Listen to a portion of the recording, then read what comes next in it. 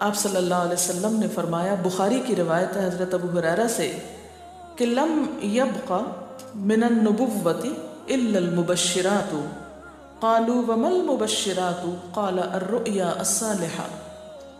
آپ صلی اللہ علیہ وسلم نے فرمایا، بشارتوں کے سوا نبوت کی کوئی چیز باقی نہیں رہی، یعنی نبوت ختم ہو گئی۔ اب کیا ہے؟ کچھ خوشخبریاں ہوں گی، خوابوں کے ذریعے لوگوں کو کچھ باتیں بتا دی جائیں گی۔ بعض اوقات آپ دیکھتے ہیں نا کہ ایک چیز آپ دیکھتے ہیں اور وہی ہو جاتی، اور جب ہو جاتی تو آپ سوچتے اوہ یہ تو میں نے کہیں پہلے بھی دیکھی تھی، پھر سوچتے کہاں دیکھی تھی تو یاد آتا ہے تو خواب میں دیکھی تھی، لیکن آپ کو یاد نہیں ہوتا، جب وہ ہو جاتا ہے پھر یاد آتا ہے۔ تو فرمایا بشارتوں کے سوا نبوت کی کوئی چیز باقی نہیں رہی۔ صحابہ نے دریافت کیا کہ بشارتوں سے کیا مراد ہے؟ آپ نے فرمایا سچا خواب، میننگ فل خواب۔ اور یہ سچے خواب بعض اوقات فیوچر کے بارے میں کچھ اطلاع ہوتے ہیں، بعض اوقات انسان کو ملنے والی کچھ خوشخبری ہوتے ہیں۔ یہ جو سچے خواب ہوتے ہیں یہ نبوت کا آغاز بھی ہوتے ہیں۔ اب تو خیر نبوت ختم ہو گئی نا، لیکن تمام انبیاء کو وحی سے پہلے سچے خواب آتے ہیں۔ جیسے حضور صلی اللہ علیہ وسلم کے بارے میں آپ نے پڑھا ہوگا، بخاری اور مسلم کی روایت ہے کہ آپ صلی اللہ علیہ وسلم جب غار حرا میں تشریف لے جاتے تھے تو آپ کو خواب آیا کرتے تھے۔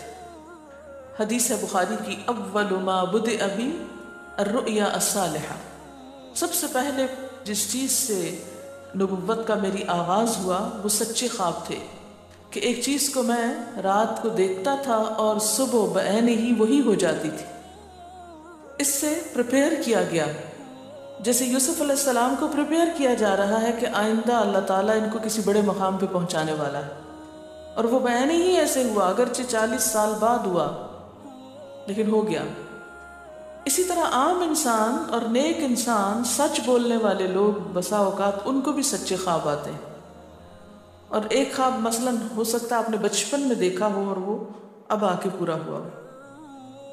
بعض اوقات آپ کسی انسان کو اس سے ملنے سے پہلے ہی خواب میں دیکھ لیتے ہیں، اور جب وہ نظر آتا ہے تو بالکل ویسا ہی ہوتا ہے، حالانکہ آپ نے اس کو دیکھا نہیں، اور کہیں سے آپ اس کو دیکھ کے آئے بھی نہیں، نہ کوئی تصویر دیکھی نہ کچھ، لیکن اللہ تعالیٰ وہ نقشہ آپ کو خواب کے ذریعے دکھا دیتا ہے۔ آپ صلی اللہ علیہ وسلم نے یہ بھی فرمایا، بخاری اور مسلم کی روایت ہے، قال رسول اللہ صلی اللہ علیہ وسلم الرؤیا الصالحہ جزء من 46 جزءا من النبوہ، کہ سچا خواب نبوت کا 46واں حصہ ہے۔ یعنی جیسے انبیاء علیہ السلام کو وحی کے ذریعے خبریں دی جاتی ہیں، ایسے ہی عام لوگوں کو خواب کے ذریعے کچھ یوں کہہ لیں غیب کی خبریں دے دی جاتی ہیں، فیوچر کی خبریں دے دی جاتی ہیں۔ جیسے دوسری روایتوں میں آتا ہے کہ نیک روش، حلم اور میانہ روی نبوت کے کاموں میں سے ہے، تو ایسے ہی یہ، اب اس کا یہ مطلب نہیں کہ جو حلیم انسان ہے یا نیک شخص ہے وہ نبی ہو گیا، نہیں، نبوت اس کو نہیں ملی، لیکن اس کا عکس یا اس کا جو مزاج ہے ویسا ہی ہے۔ اب یہ ہے کہ اللہ تعالیٰ یہ خواب کیوں دکھاتا ہے بندوں کو، اور یہ ایک ایسا عمل ہے کہ جو انسان جس پہ قابو نہیں پا سکتا، جو انسانی ڈسکوری سے باہر ہے کہ ایسا کیوں ہوا۔ آپ دیکھیں کہ انسان دو چیزوں کا مجموعہ ہے، ایک اس کا جسم ہے اور ایک اس کی روح ہے۔ جہاں یہ دونوں آپس میں ایک دوسرے سے موافقت کرتے ہیں، ایک دوسرے کے ساتھ کوآرڈینیٹ کر رہے ہیں، وہاں یہ ایک دوسرے سے کشمکش بھی کرتے ہیں۔ بعض اوقات جسمانی خواہشات روح پر غالب آ جاتی ہیں، بعض اوقات روحانی کیفیات جسم پر غالب آ جاتی ہیں۔ عام طور پر دن میں جب ہم دنیا کے کام کر رہے ہوتے ہیں تو ہمارا جسم ایکٹیو ہوتا ہے، اور اس کا نتیجہ کیا ہوتا ہے کہ روح کی جو کار فرمائی ہے وہ ذرا لو ہو جاتی ہے۔ رات کو جب ہم سوتے ہیں اور جسم ہمارا بالکل بے حس ہو جاتا ہے تو پھر روح جو ہے وہ ابھر کر آتی ہے، اس کی کار فرمائی بڑھتی ہے، وہ زیادہ ایکٹیو ہو جاتی۔ پھر آپ کو قرآن کی وہ آیت بھی یاد ہوگی کہ جس میں اللہ تعالیٰ فرماتے ہیں کہ جب انسان سوتا ہے تو ہم اس کی ایک روح لے لیتے ہیں، جس کو زندگی دینی ہوتی ہے وہ واپس لوٹا دیتے ہیں، ورنہ جو دوسری باقی ہوتی ہے وہ بھی لے لیتے ہیں۔ اب یہ جو روح نکلتی ہے نا ایک ہمارے جسم سے، تو یوں لگتا ہے کہ جیسے وہ مختلف جگہوں پہ وانڈر کرتی ہے، یعنی گھومتی پھرتی، اور بعض اوقات دور دراز پہنچ کے مثلا کسی مردے سے جا ملاقات کرتی، کیونکہ روح تو ایک لطیف چیز ہے نا۔ جب ماں کے پیٹ میں بچے کے اندر آتی ہے تو کوئی پتہ نہیں چلتا، جب نکل جاتی ہے تو کوئی پتہ نہیں چلتا۔ اسی طرح روح ان دیواروں کے پار بھی چلی جاتی ہے۔ قرآن پاک میں آتا ہے نا کہ اینما تکونوا یدرککم الموت ولو کنتم فی بروج مشیدہ، یعنی اگر بالکل ساؤنڈ پروف اور ہوا پروف جگہ پر بھی کوئی چیز رکھ دی جائے تو کیا ہوگا؟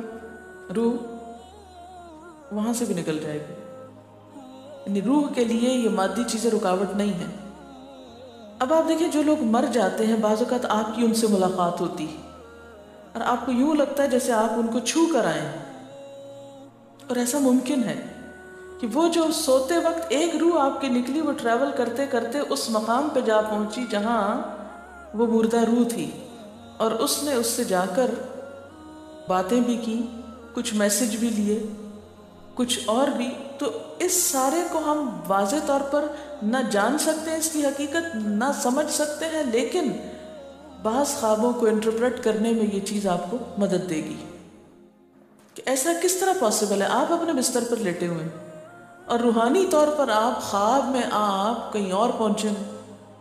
بعض اوقات آپ دیکھتے ہیں کہ میت آپ کو کوئی چیز دے رہی ہے، میت رو رہی ہے، میت خوش ہے، آپ اس کو دیکھتے ہیں وہ بڑے باغ میں بیٹھی ہوئی ہے۔ یہ آپ نے کہاں سے دیکھ لیا؟ آپ تو بستر پر لیٹے ہوئے تھے۔ تو وہ جو ایک شعور سوتے وقت نکل جاتا ہے، جسم سے الگ ہو جاتا ہے، وہ ٹریول کر رہا ہوتا ہے ایک طرح سے، اور وہ ایسی جگہوں پر اللہ کے اذن سے ہی پہنچ جاتا ہے اور اس کو وہاں کی معلومات